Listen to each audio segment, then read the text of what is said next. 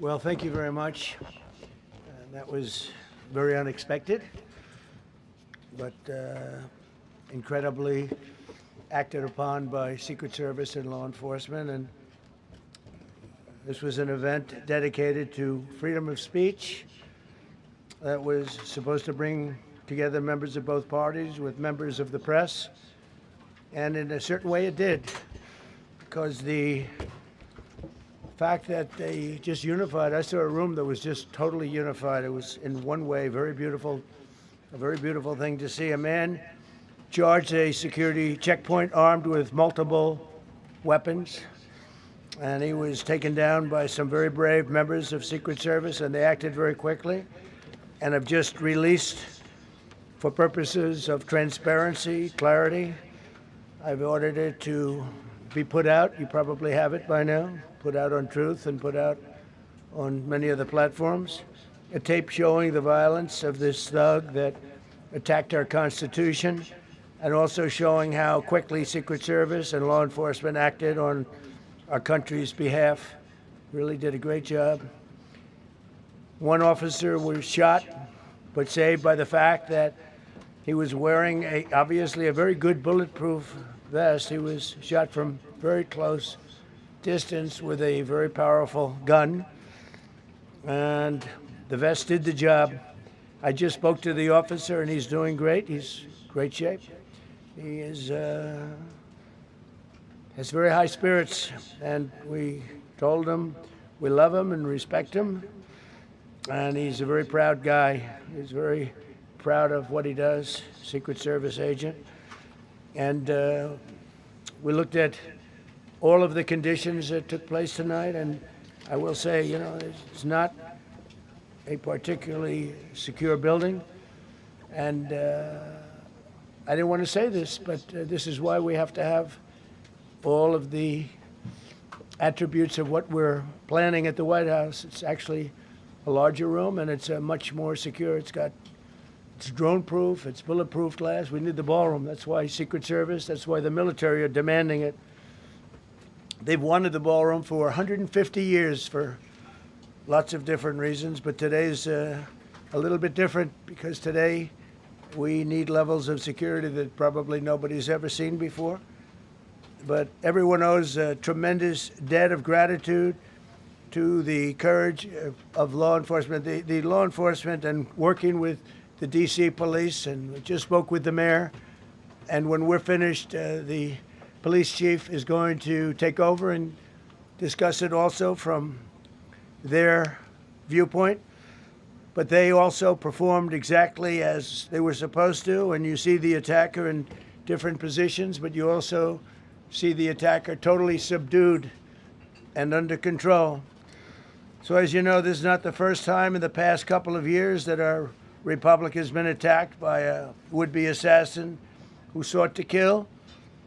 In Butler, Pennsylvania, less than 2 years ago, you all know that story, and in Palm Beach, Florida, a few months after that, we came close. We really had, again, we had some great work done by law enforcement.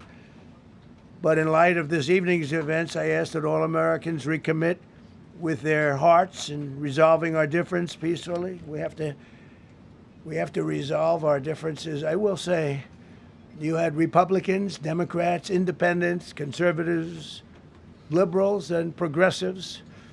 Those words are interchangeable, perhaps, but maybe they're not. But yet everybody in that room, big crowd, record-setting crowd. There was a record-setting group of people, and there was a tremendous amount of love and coming together. I watched, and I was very, very impressed by that. But First Lady and I were taken very well care of, very quickly rushed off the stage. Vice President J.D. Vance, who's here, was likewise beautifully done. He was just saying how quickly everybody acted, law enforcement, Secret Service in particular in this case, but law enforcement. Marco had the same thing. Pete was there. Pete didn't want any help. He didn't want anybody to help him. He doesn't want anybody to help him, but he did get some, didn't you? And I think you also said that it was very impressive. So with that, I'd like to ask Todd Blanche to come up, say a few words, and tell you it's already underway. The man has been captured. They're going to his apartment. I guess he lives in California, and he's a sick person, a very sick person. And we don't want things like this to happen. I think it's very important that I say, though, and I told the representatives of the evening, they did such a beautiful job. It was such a beautiful evening. And again, they're talking about free speech in our Constitution. That's what it's all about, not just White House correspondence. It was really based on free speech in our Constitution. But I said very importantly that we'll do it again within the next 30 days, and we'll make it bigger and better and even nicer. So I just want to thank everybody that was involved. I also want to thank the press, the media. You've been very responsible in your coverage. I will say I've been seeing what's been out. You've been very responsible. So Todd Blanche, I'd like to say a few words. I know we're going to have cash, and then you're going to go on. We can ask. I guess we can take a couple of questions. I want to thank the First Lady that was a rather traumatic experience for her. There was a lot of action taking place up there very quickly. But again, the response time was really incredible. And we're going to reschedule. We're going to do it again. We're not going to let anybody take over our society. We're not going to cancel things out because we can't do that. We wanted to stay tonight. I will tell you, I fought like hell to stay. But it was protocol. They said, please, sir, because they didn't know there was a lot of action going on, and they didn't know could there be probably a lone shooter, but we'll find out. We'll find out very quickly. They have it very well under control. So I want to thank everybody very much. And Todd Blanche, please. Thank you very much, Mr. President. Tonight you saw the very worst and the very best of this country. You saw the very worst by the actions of that coward that the president just talked about. But you also saw the very best because you saw law enforcement do exactly what they're supposed to do. And you'll see the videos come out, I expect, very shortly, and you'll see law enforcement do exactly what we want them to do. And so I echo what what President Trump just said, that we are extraordinarily grateful and appreciative of the men and women of law enforcement that did their jobs tonight, including one who was injured. This investigation is ongoing. I expect you will see charges filed shortly. The charges should be self-evident given the conduct, but as you'll hear, there will be multiple charges surrounding the shooting, around the possession of firearms, and anything else that we can get on this guy. The investigation is obviously ongoing and just started. There is federal law enforcement already working on search warrants and doing their job, and I don't want to get ahead of them and don't want to get ahead of the work that they're doing even as we speak. Director Patel and I were just on the crime scene a short while ago, and everybody in this room should rest assured that the Metropolitan Police Department, the FBI, Secret Service, everybody's on the scene doing their job. I know that the police chief is going to give an update from the scene as soon as we're finished here, and I obviously will lead the details of what they have learned to him. But in the meantime, I just want to thank everybody in this room for the courage. And I want to thank President Trump for his words, and I promise you, justice will be served. Thank you. Director Patel. Thank you, General. Thank you, Mr. President. The President's absolutely right. You saw the best resolve of American law enforcement because you, Mr. President, inspire them 24/7, 365. You give them the resources that they need, and they know that you have their back. And that is a changing dynamic in this country, and that's why you saw brave Secret Service agents respond immediately, swiftly, subdue and take down the suspect, and safeguard the lives of thousands of individuals at that hotel. Thanks to our interagency partnership with the Department of Homeland Security and the Metropolitan Police Department, the FBI was rapidly deployed onto the scene, took over the evidence response unit, is examining all the ballistics that were found on scene to include the long gun and the shell casings. We are conducting witness interviews as we speak. You will hear from our team on the scene there with the mayor and the head of the FBI field division there. But please know what the Attorney General has just said reigns no truer. You saw the very best of America tonight. The very best unite us at a time of uncertainty because we have leadership here with the President and the Vice President that backs law enforcement, and the men and women that I shook their hands on the scene today could not have been prouder to show up on scene. And as the Attorney General said, make no mistake, we are conducting witness interviews. If you have any information whatsoever related to this event, 1-800-CALL-FBI. 1-800-CALL-FBI. No piece of information is too small. No piece of information is inadequate. We will evaluate it all. We will also be conducting interviews of those that were there. And if any of those individuals have information, please come forward to law enforcement or the FBI or the Metropolitan Police Department. We will be examining this individual's background thoroughly. That process has already started, and we are going to ensure that he was either a lone wolf actor or anyone else that was responsible. We will analyze all evidence immediately to make sure that we safeguard this country. Mr. President, Mr. Vice President, thank you for your leadership. Attorney General and Homeland Secretary Marlin, thank you for your partnership in law enforcement. Thank you. Okay, we'll do a couple and then we go to the chief. Madam Chairman, I just want to say you did a fantastic job. What a beautiful evening, and we're going to reschedule. Okay? And after that, it's very tough for her to ask a killer question, right? But you have done a fantastic job. Please. Mr. President, I appreciate it. As you mentioned, it all happened so quickly. Yeah. And I wonder, especially because unfortunately you have experience with these sorts of threats, in that moment when you realized there was a threat and service agents were telling us to get down, can you describe what was going through your mind, how you were feeling in that moment? That's a very good question, actually. It's always shocking when something like this happens. It's happened to me a little bit, and that never changes. The fact, we were sitting right next to each other, First Lady on my right, and I heard a noise and sort of thought it was a tray. I thought it was a tray going down. You know, I've heard that many times, and it was a pretty loud noise. And it was from quite far away. He hadn't breached the area at all. They really got him. But, so it was quite far away, but it was a gun. And some people really understood that pretty quickly, other people didn't. I was watching to see what was happening. Probably should have gone down even faster. Melania was very cognizant, I think, of what happened. I think she knew immediately what happened. She was saying, that's a bad noise. And we were whisked away along with other people, but we were really whisked away. And again, the performance of the Secret Service and the police, all of the law enforcement, I thought was really good. So it was very quick. There wasn't a lot of time to be thinking because it was a matter of seconds before we were out the door and gone into an area. We very much, and you wanted to too, we very much wanted to continue it because I don't like to let these sick people, these thugs, these horrible, horrible people change the fabric of our life, change the course of what we do. So we held out. You were there. We held out right till the end, but they didn't want to take a chance, and I understand there was protocol. But we're going to be doing one hopefully within the next 30 days or sooner, and I am ready, willing, and able. And I was all set to really rip it. And I said to my people, this would be the most inappropriate speech ever made if I said what. So I'll have to save it. I don't know if I could ever be as rough as I was going to be tonight. I think I'm going to be probably very nice. I'll be very boring the next time, but we're going to have a great event. And you did a fantastic job. Thank you very much. Peter, go ahead. Thank you, President Trump. There's a report in the New York Post that this assailant assembled his weapon somewhere on site at the hotel.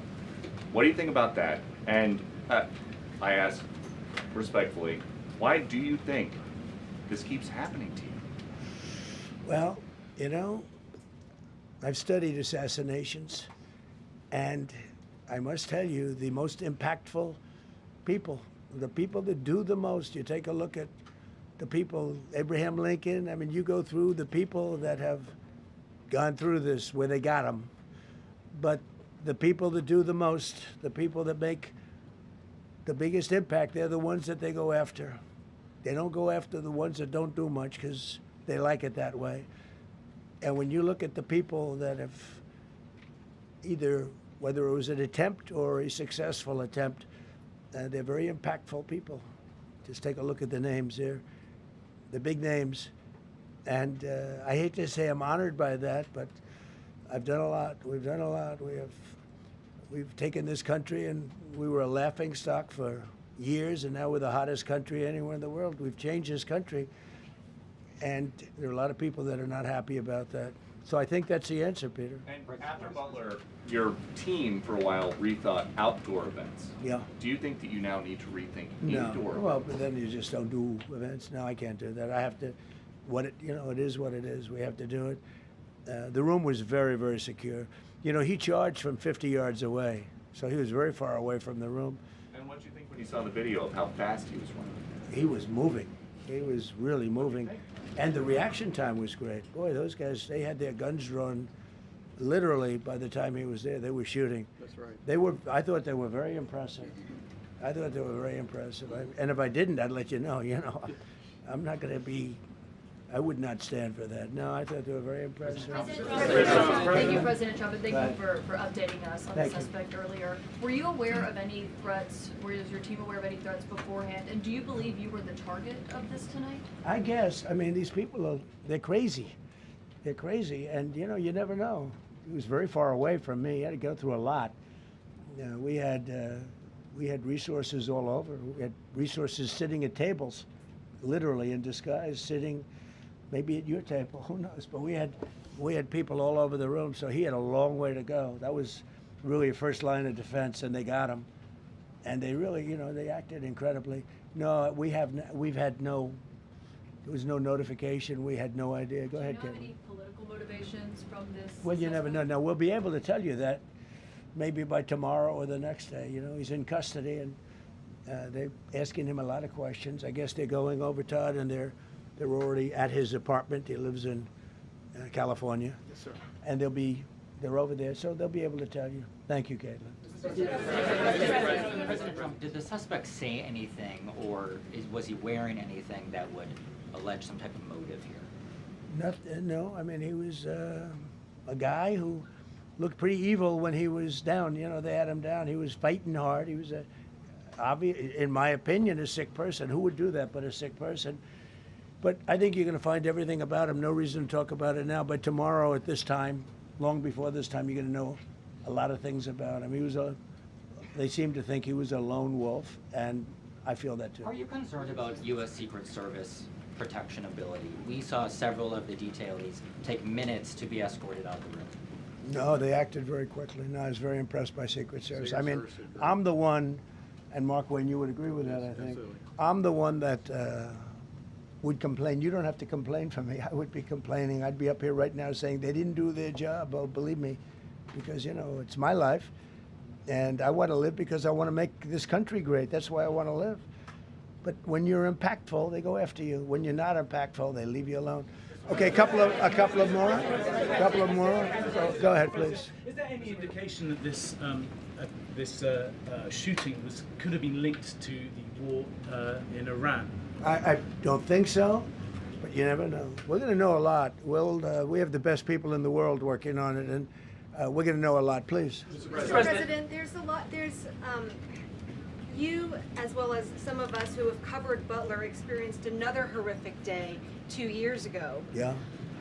What felt similar? You had the First Lady with you today. What felt different? And you have another 2+ years in office. Are you concerned about something like this happening Well, I again? can't be concerned. I can only get great people. They did the job, in my opinion, a much better job than Butler. Butler had one weak spot that we all know about. Somebody should have been up there. But even Butler, we had our sniper on our side within 4.2 seconds from a distance of about 400 yards, one shot, and he was gone. And if he didn't do it, now, he's David. His name was David. I say, hello, David, every time I see him. David, I like you very much, David. But think of that. Now, if he doesn't hit him, and he hit him right between the eyes from 400 yards without any notice, nobody knew. He heard a sound. He looked over, and there was actually a tree that was somewhat in his way. You know the story very well. And he aimed, he fired, and if he didn't do that, beyond me, you would have had a lot more people killed. We lost one great person and 2 people very badly hurt. They're okay now. But no, that was, so in a sense, that was pretty amazing, the job they did. But they did have that one weak spot. As you know, they should have had that covered. Tonight they had everything covered very quickly.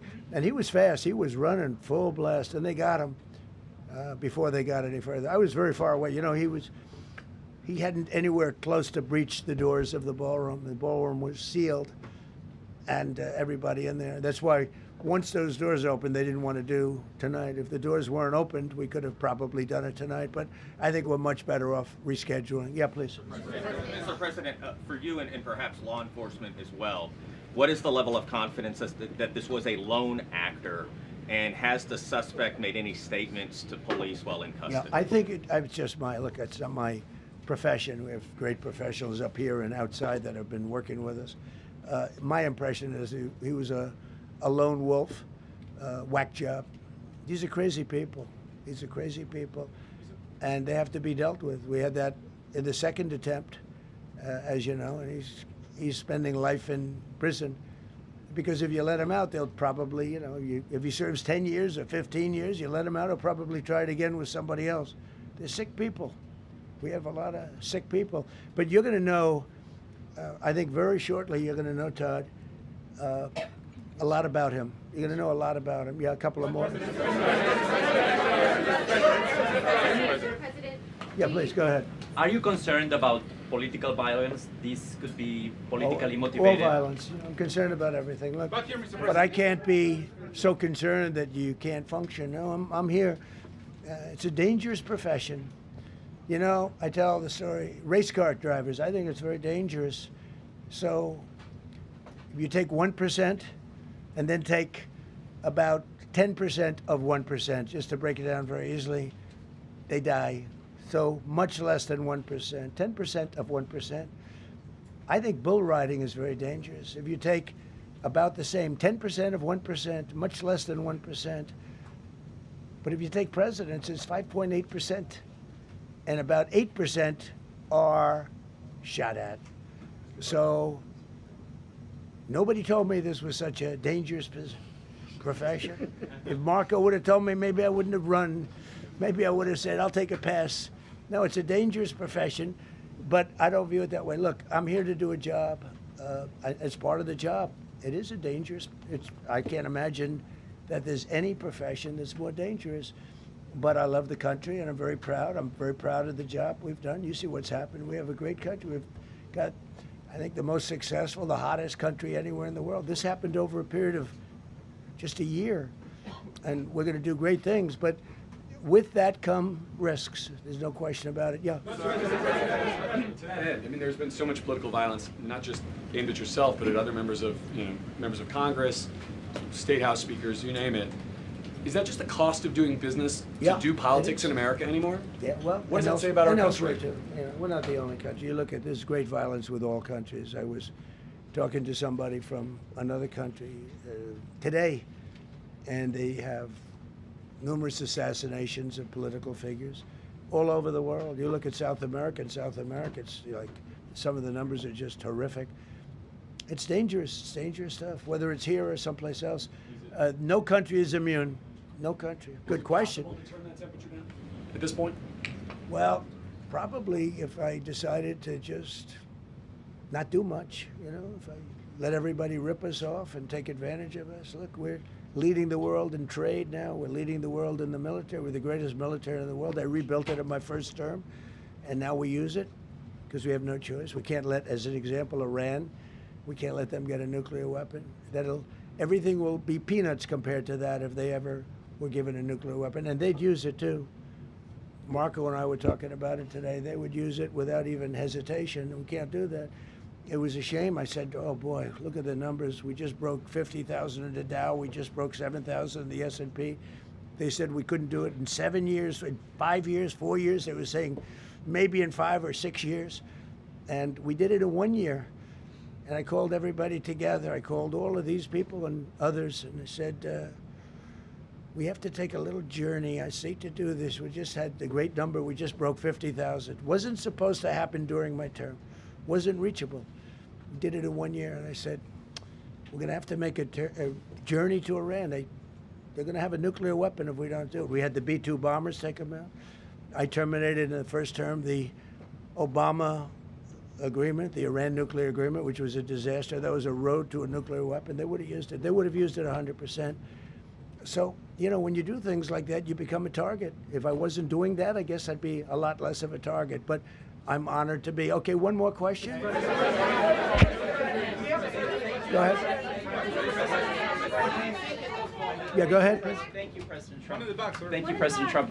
Do you know how the gun was brought into the hotel? And also, how does this event impact you as the leader of our country? Do you think it will change your I leadership? like not to think about it. I lead a pretty normal life, considering, you know, it's a dangerous life. I think I handle it as well as it can be handled. I think a lot of other people, you know, you read stories where they become basket cases. To be honest with you, I'm not a basket case. I really take it as it is. I do it for the country. I'm not doing it for any other reason. I have a first lady who's doing a terrific job. She loves the country, and she recognizes it better than anybody. She's told me numerous times. She said, "You are in a dangerous job," but that goes along with her too. I mean, it's dangerous for her too. We sat there tonight. We heard that noise, and it was either a tray or a bullet. I was hoping it was a tray, but it wasn't. And again, we had some very brave people doing a great job, so we're very proud of them and happy with them. I just want to thank everybody. They will be able to give you all that information as to the names and everything else. I think we released the names already. Most of you would have it, but his name. We appreciate it. I see so many tuxedos and beautiful dresses. It was a little different evening than we thought, but we're going to do it again, and we have a great chairman who we're so proud of, and we have to make it better. We'll make it safer, I guess, right? But we're going to make it even better. Okay, thank you very much. Thank you. About how impactful this was. Can we hear from her about? Well, honey, would you want to say something? Okay. Huh? One in the back, sir. Right. Millions of people across the globe, in fact, are watching you. You demonstrated courageous leadership, and thank God you're alive. All of us are alive today. What is the message that you want to give to the world that this should change? What corrective measures can we take from here on? So. Well, all you can do, look, I don't care how many people you have, how good they are. They can be the greatest people. You have the greatest security in history. If you have a whack job who's got a brain, but it's a little bit distorted or a lot distorted, they can make trouble. I would say, Pete, right? You know, they can make trouble. Some of these people are of genius level IQ, and they're nuts, so it can be trouble. So you do absolutely the best. You get the best. We have the best people. Well, look, it was proven tonight. He started running from 50 yards, and he was fast. He was like a blur on tape. He was moving. It was very impressive the way they got him, because a lot of people would be looking and saying, you know, it's like a weird feeling, and they would let him get through, but they didn't let him get through. They drew those guns so fast. They looked like Matt Dillon. They looked like somebody that knew what they were doing, and we really do. But it comes with the territory. And if you want to do a great job, I really believe that. And you take a look at what's happened to some of our greatest presidents, and it doesn't happen to people that don't do anything. And it's not going to deter me from winning the war in Iran. I don't know if that had anything to do with it. I really don't think so, based on what we know. But we're going to continue to do a great job. That's all I can do. Thank you very much. We'll see you tomorrow. Thank you. Thank you. Thank you. Glad you're okay.